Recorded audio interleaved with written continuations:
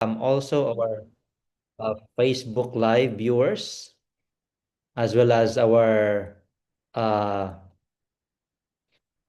brothers and sisters who are joining with us in Zoom. The international family is complete right now from Eilat, Jerusalem, Tel Aviv, and Haifa. Good evening, good evening, good evening to all of you. And what a joy to gather again for this Stewardship Week of Revival. We have journeyed through powerful teachings.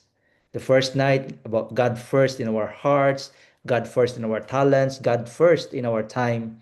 And tonight, we turn to one of the most tested areas of stewardship, the one that reveals our priorities, reveals our trust, as well as our loyalty. And this is all about God first in our treasures.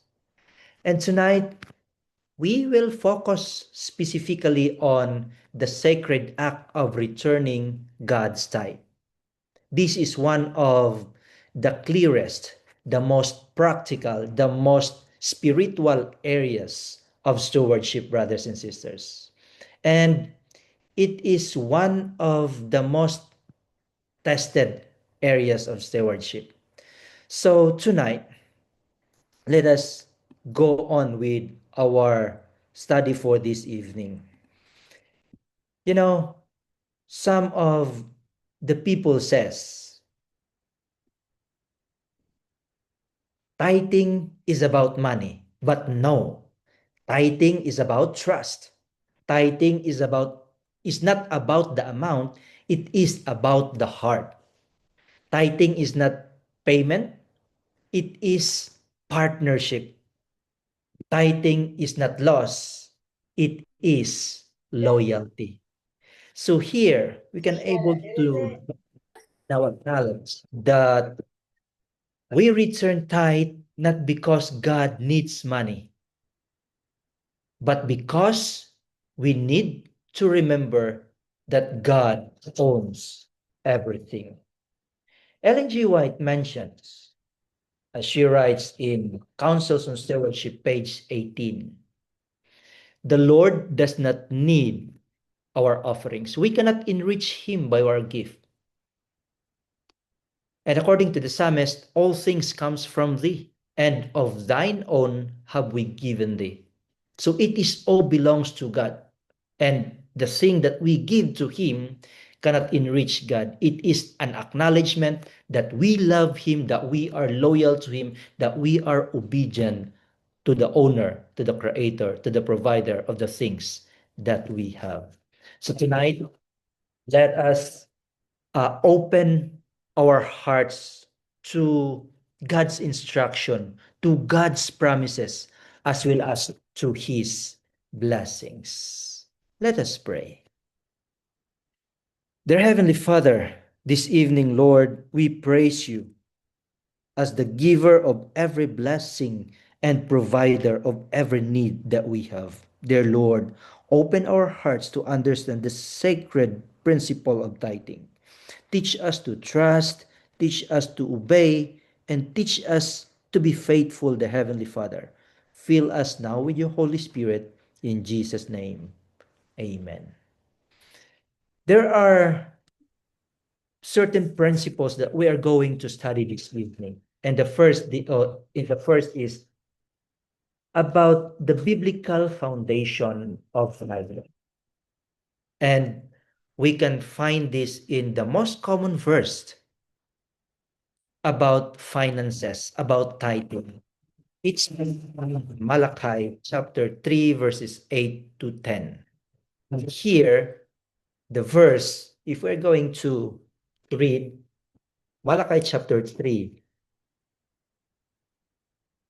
verses 8 to 10, it begins with a question. Will a man rob God?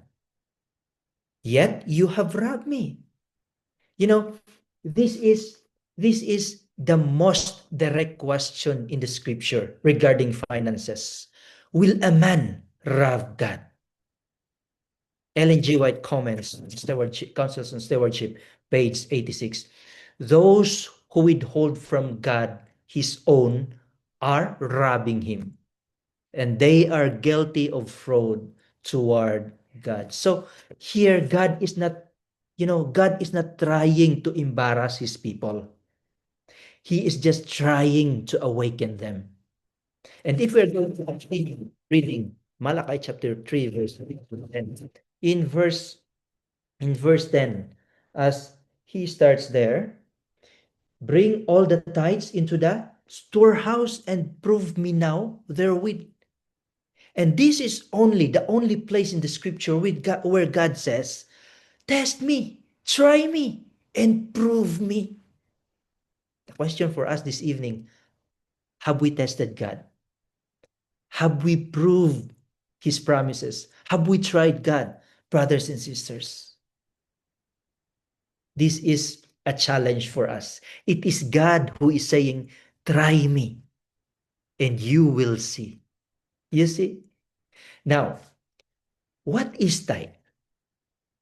What is tithe, brothers and sisters? We all know the meaning of this. And later we will able to know how important it is. Tithe means tenth, or 10% of all the increase that belongs to God. 10% of all our increase belongs to God, not as charity, not as donation, not as generosity, but his property, brothers and sisters. Ellen G. White says, a tithe of all our increase is the Lord. He has reserved it to himself. The second, a tithe is not a gift. It is God's property. And so when we say tithe, we don't give tithe. We return tithe because it is His. It is His property, brothers and sisters. Just like if we borrow certain things, we return it, right? Because it is not ours. Someone owned that property. The same as true with these brothers and sisters. Tithe is not a gift. It is God's property. And this just reminds us that God is the owner and we are just managers of the things that He entrusted to each one of us.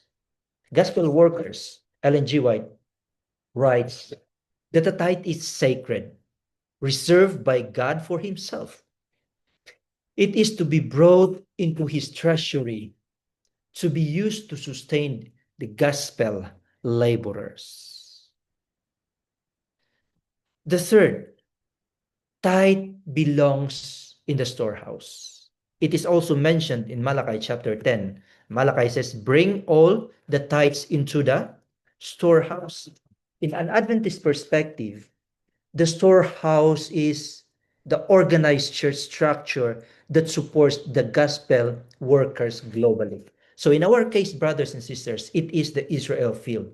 In other divisions, it is the missions in unions in where the gospel workers are supported. And it is channeled through the next higher organization until the General Conference, in which they oversees the whole picture globally. And remember this. Tithe is not for special project. Tithe is not for charity. Tithe is not for building funds. And tithe is not for personal preferences. It belongs to God's mission work through His storehouse. So it is clear, brothers and sisters, as also Mrs. White mentioned, let none feel at liberty to retain their tithe or to apply it as they see fit. The tithe is the Lord's and must be returned to Him through the appointed channels. So it is not us who will decide, because God has a specific purpose on how to use that certain amount. And we are going to talk the third thing. What is the purpose? What is the purpose that we return tithe to God? First, it is to acknowledge that God is the owner of everything. It is very clear. King David says in Psalms chapter 24, verse 1, the earth is the Lord in the fullness thereof. And so here,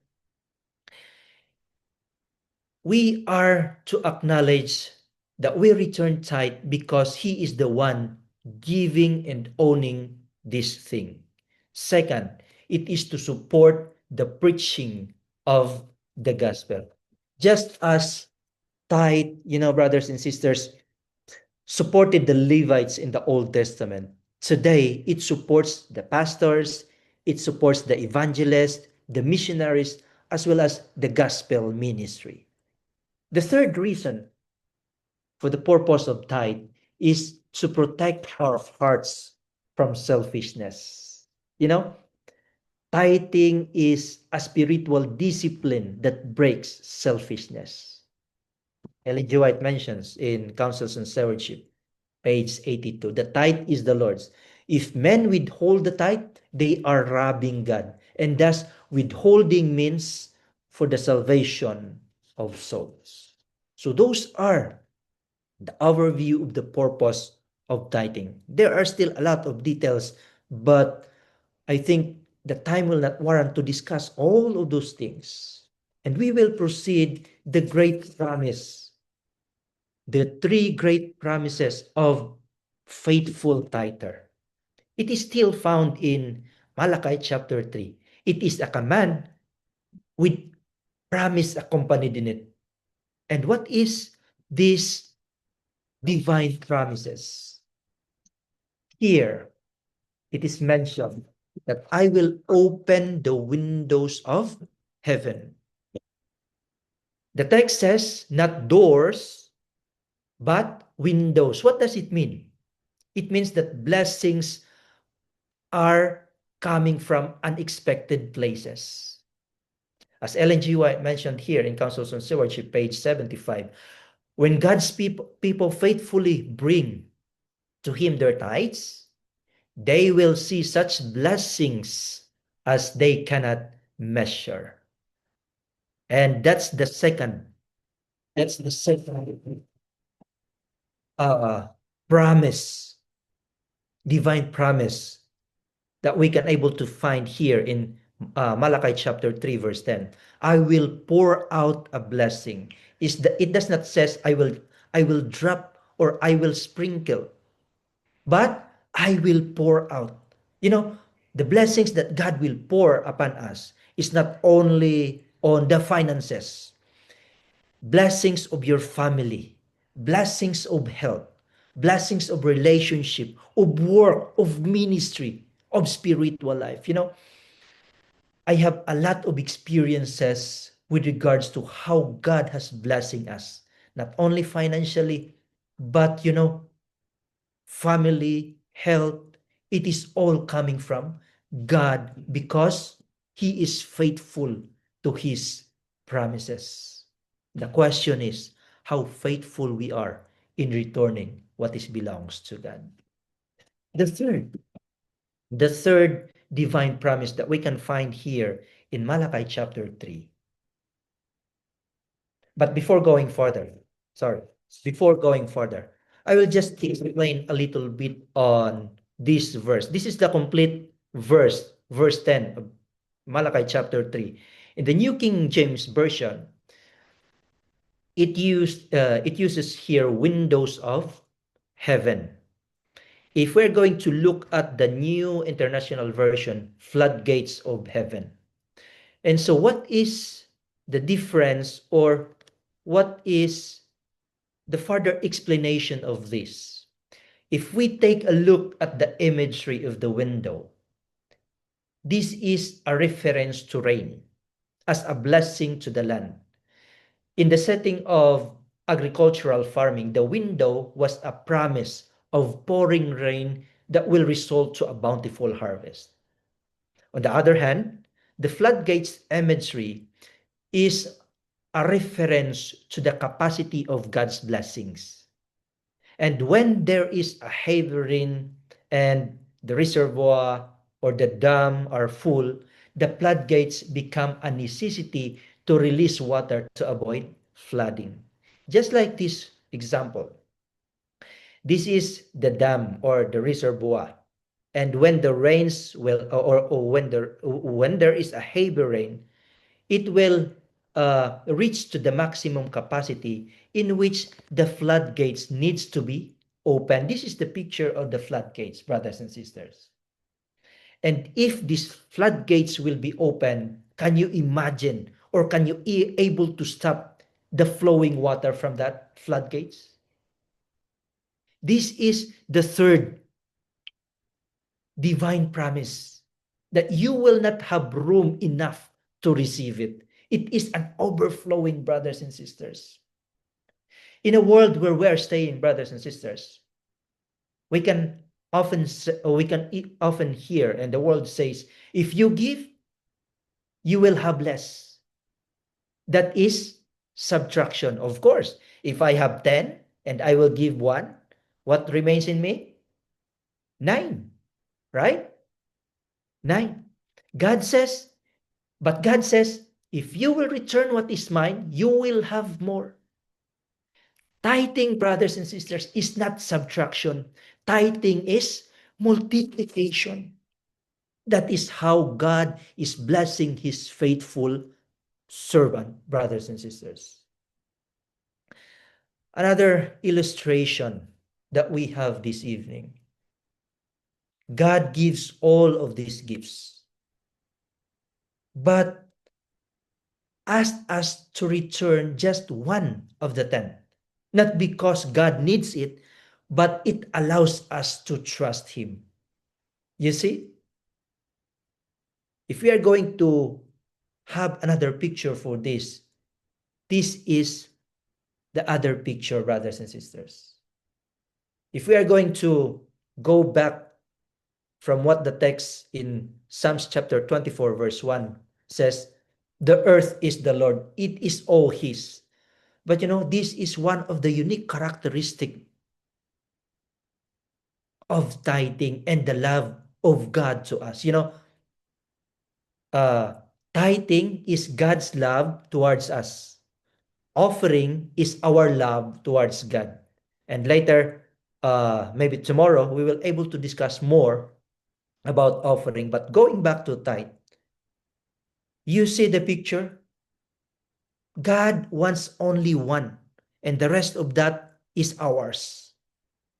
Of course, from the remaining, we will give our love through offering. But just take a look at that picture, brothers and sisters. God owns everything. But when it comes to sharing, he just asked us 1, and the rest is ours. But sometimes it is a challenge that the one that belongs to God are sometimes, we get it. But it is a beautiful reminder for us, brothers and sisters, for us this evening. God asked only his own in tithes and offerings. He gives us 90% saying, return to me the portion that is mine. And what are the things that prevents people from tithing? What are those things? Here, because of fear. Fear says, will I have enough if I tithe? And this is the very common deception of Satan. If you will give, you have not enough for your needs. But faith says, I cannot afford not to put God first in my life, in my heart, in everything that I have. As we analyze our expenses compared with our income, our little income, or shall we say, we are paralyzed with fear. We wonder how we will able to make the ends meet. But it is again Satan's deception. He gives us the doubt, which is the second factor that prevents us to give tithe. The question, will God really bless? But what God answer, what God says? Test me, try me, prove me. And He will be faithful to fulfill His promise to all of us.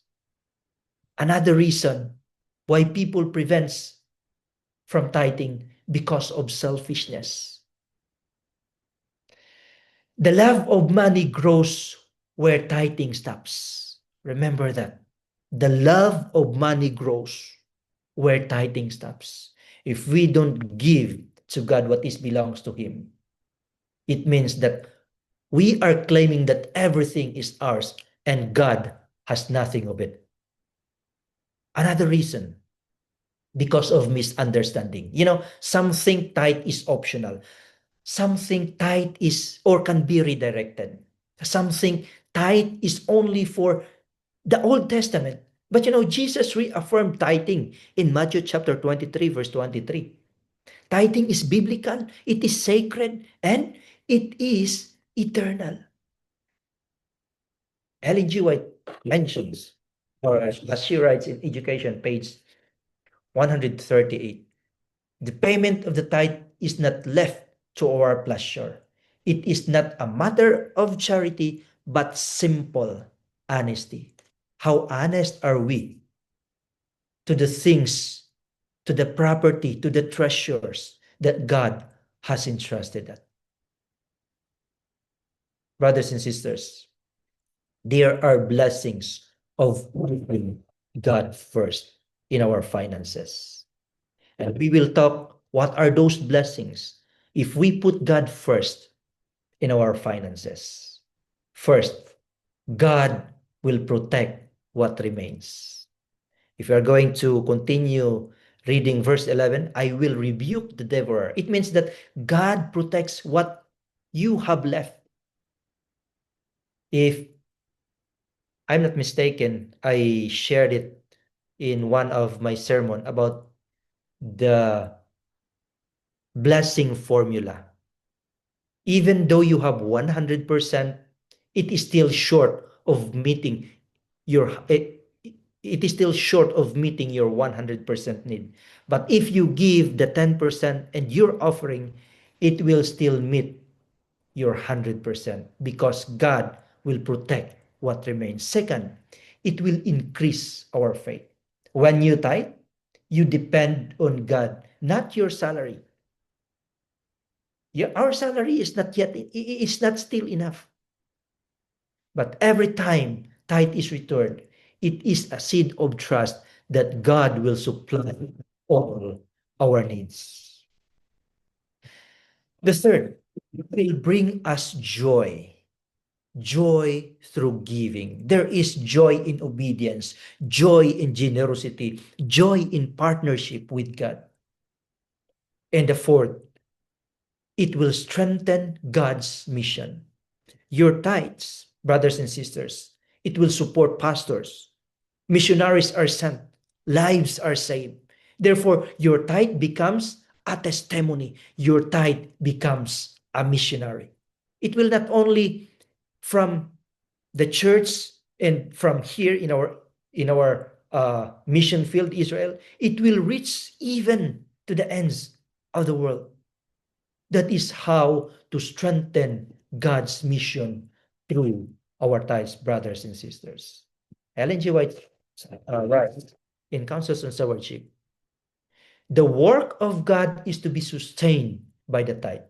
When the tithe is faithful, the gospel advances. So that is how important, brothers and sisters, if we return our tithe, it will able to spread the gospel all throughout the world. And there are a lot of Bible heroes when it comes also to tithing, brothers and sisters. Abraham. Abraham is called what? The father of faith. But he was also the father of tithing.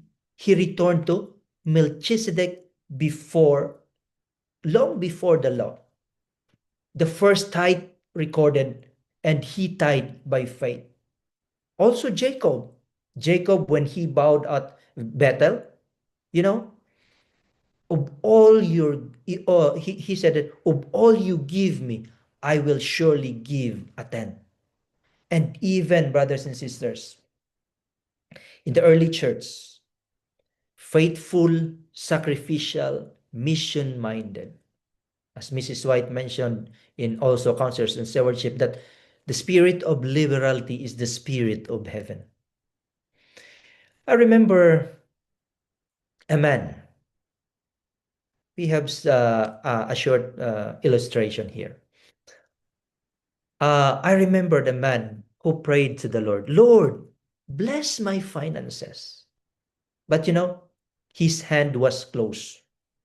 And God replied, how can I able to feel your hand when it cannot release what is mine? If your hand is closed, nothing goes out, but nothing comes in. When you open your hands to God, God will open his heaven for you. You see, a closed hand cannot receive. An open hand invites heaven. Lastly here, as I share my screen again,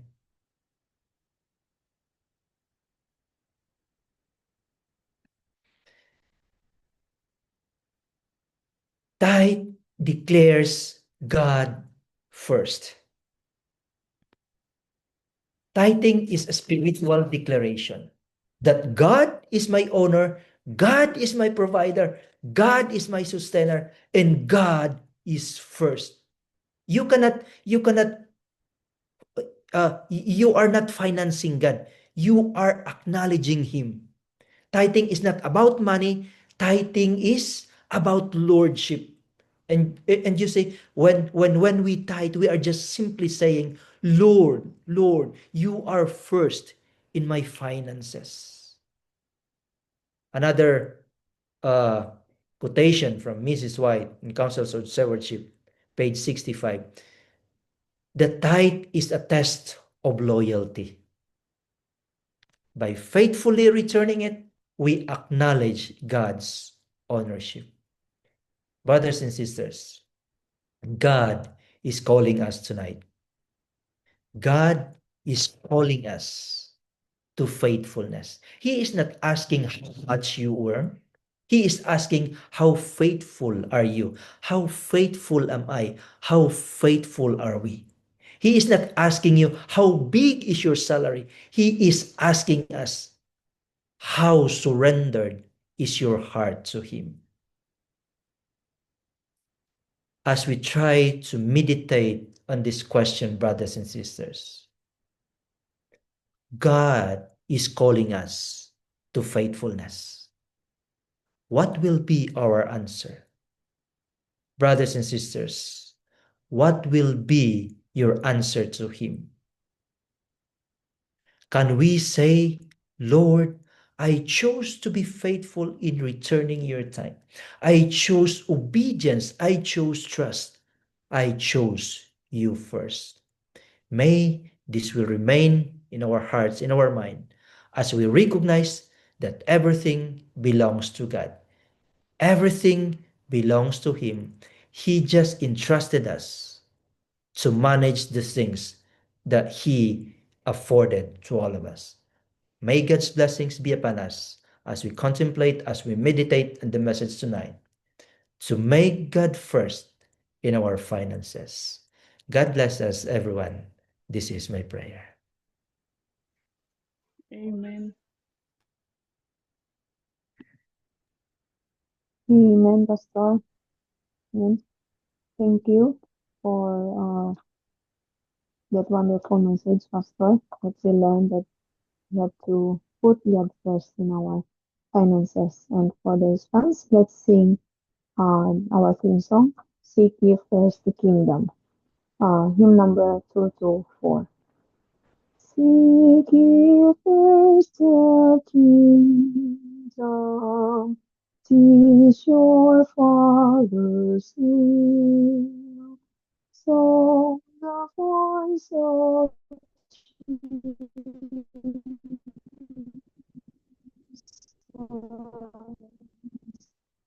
Jesus follows me. So find and see. Honey life's adventure, thy disciples lead. Us for healing virtue, for masses spread.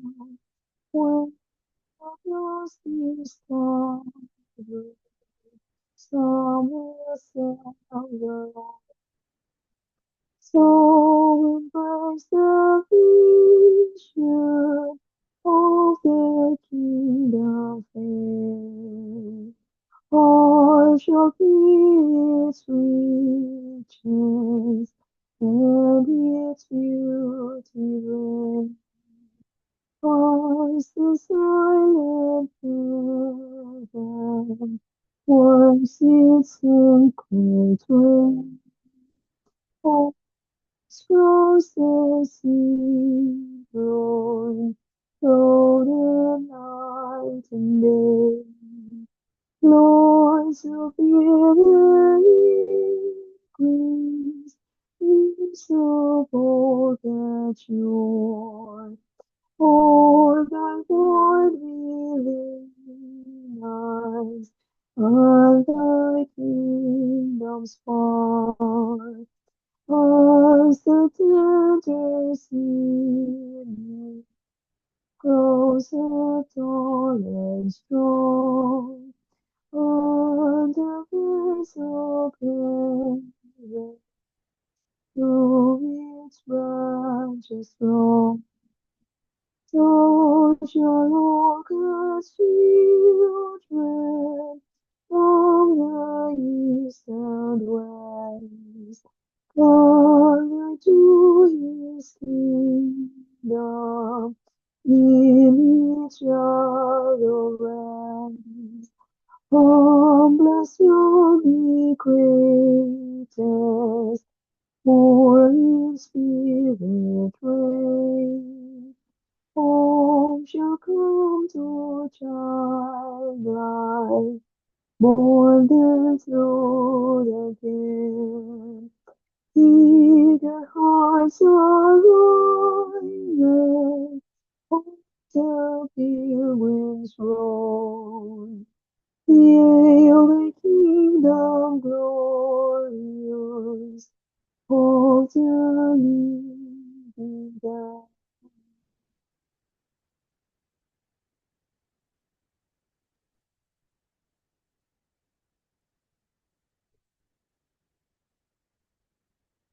Let us pray.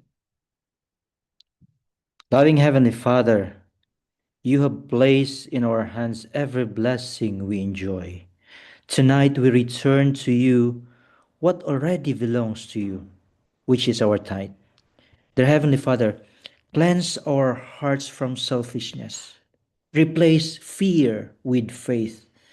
Rebuke the devourer and open the windows of heaven over our families. Make us faithful steward until you come in the clouds of heaven. We pray in Jesus' name. Amen. If you have a mistake, Amen. Amen. Po. Amen.